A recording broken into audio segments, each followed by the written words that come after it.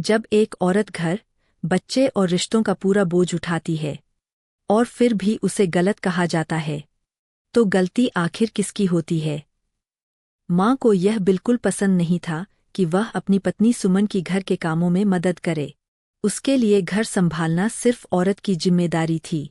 ऊपर से उसकी माँ, सासू, हर बात पर ताना मारना जैसे उसकी आदत थी। सासू अक्सर कहती, मैंने भी संसार किया है, मैंने भी बच्चे पाले हैं, घर भी संभाला, काम भी किया, हमने तो सब कुछ अकेले ही किया। आजकल की बहुएं ही अलग तरह की हो गई है। सुमन कुछ नहीं कहती। वह जानती थी, जवाब देने से हालात और बिगड़ेंगे। छोटा बेटा रोहन बहुत शरारती था। हर वक्त माँ को परेशान करता। कभी खाना गिरा देता, कभी रोते रोते जमीन पर लेट जाता। सुमन दिन रात काम करती, नींद अधूरी, शरीर थका हुआ, पर शिकायत कभी नहीं। जब भी रमेश कभी सुमन की मदद करता या उसके काम की तारीफ करता, सासू को यह बिल्कुल पसंद नहीं आता।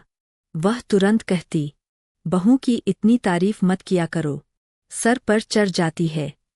हमारे जमाने में पति ऐसे नहीं करते थे।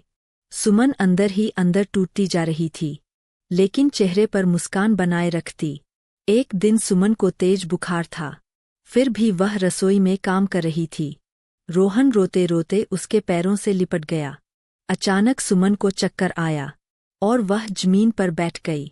आंसू अपने आप बह निकले। रमेश यह सब देख रहा था।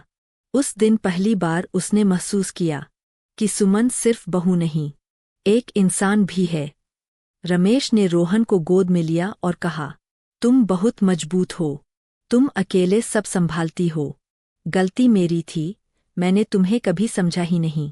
सासू कुछ बोलने वाली थी, लेकिन रमेश पहली बार साफ बोला, माँ, आपने भी बहुत सहा होगा, पर इसका मतलब ये नहीं कि सुमन भी सब कुछ अकेले सहे।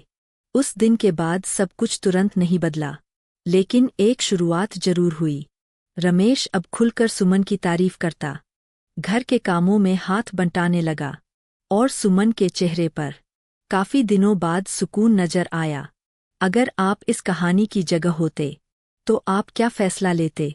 कमेंट में जरूर बताइए।